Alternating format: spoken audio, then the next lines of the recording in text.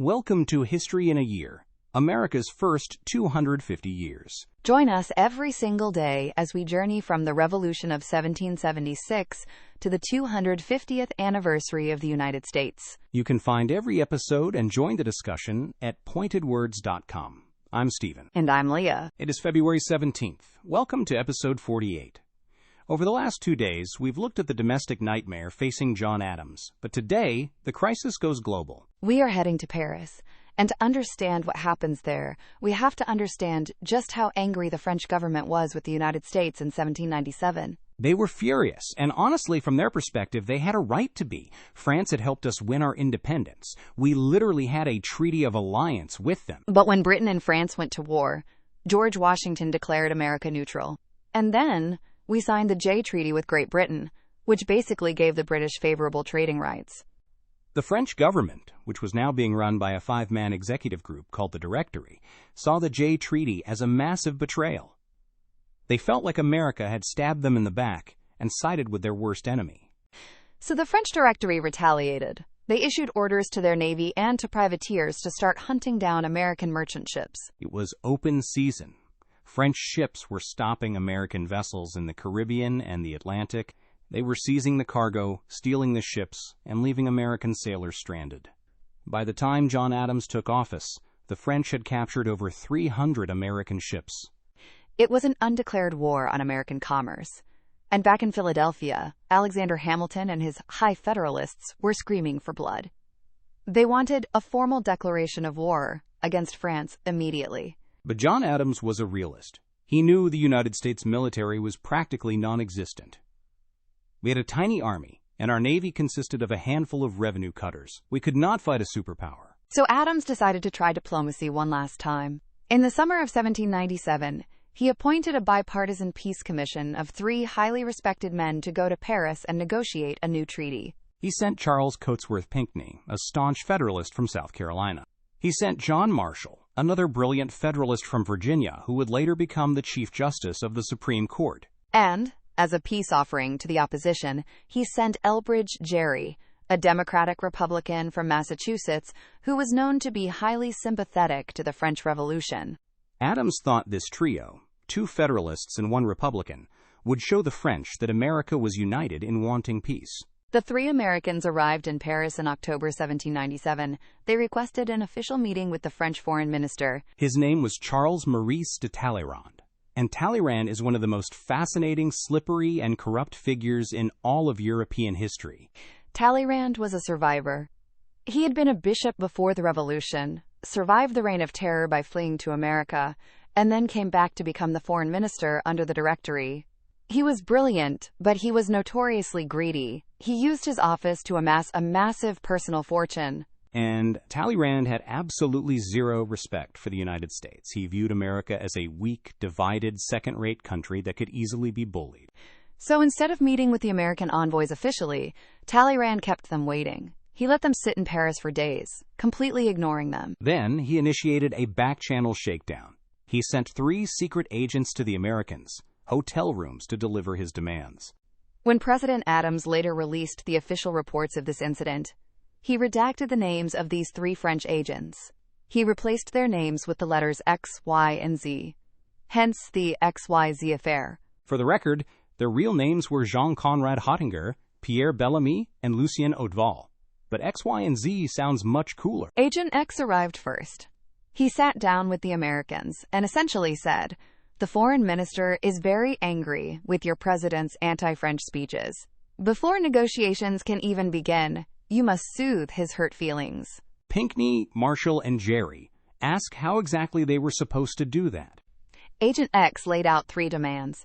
First, President Adams must issue a formal apology for insulting France. Second, the United States must grant a massive loan to the French government to the tune of 32 million Dutch guilders, about $10 million US. And third, Talleyrand required a personal bribe, a sweetener, specifically 50,000 pounds sterling, which was about $250,000, just to open the door and talk to him.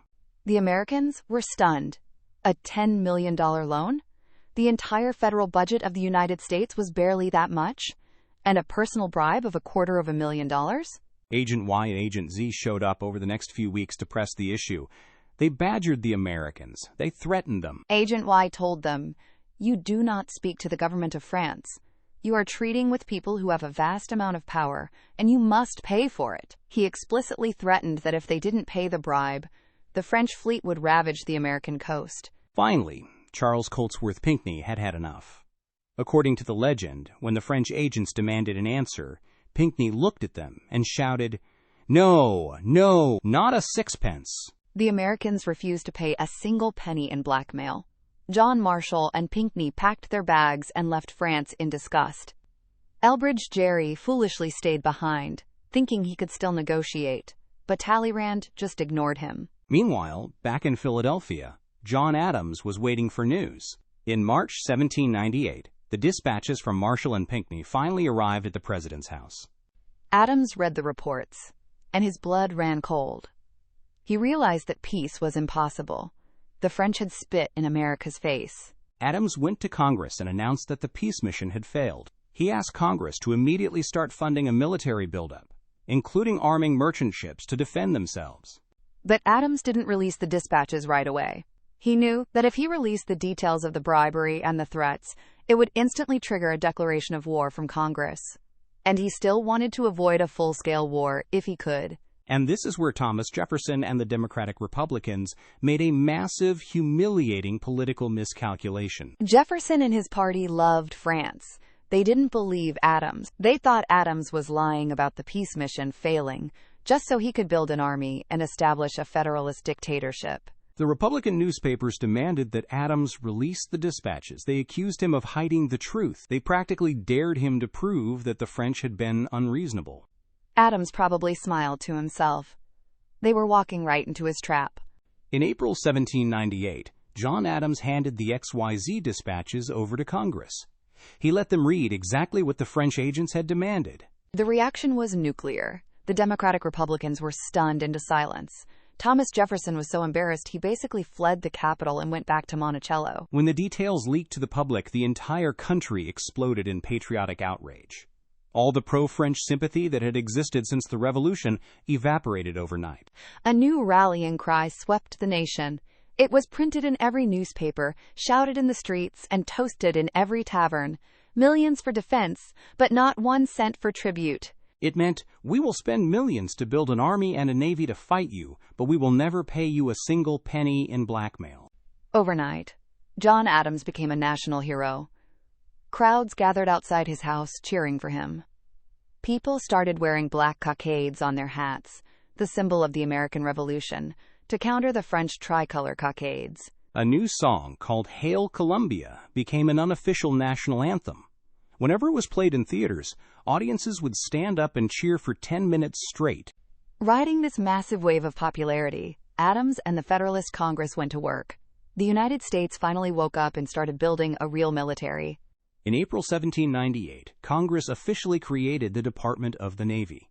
They authorized the completion of 3 massive, state-of-the-art heavy frigates, the USS United States, the USS Constellation, and the legendary USS Constitution, Old Ironsides. Congress officially canceled all treaties with France.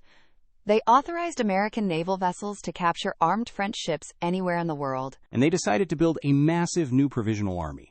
To lead it, they brought George Washington out of retirement at Mount Vernon. Washington agreed, but on one condition. He demanded that Alexander Hamilton be made his second-in-command and the actual field general. So now Alexander Hamilton has an army. The United States is arming its ships. The country is whipped into a patriotic frenzy. The quasi-war had begun. It was an undeclared naval war fought in the Caribbean and along the American coast. American ships were finally shooting back at the French. But as the war fever grew, the Federalist Party became paranoid.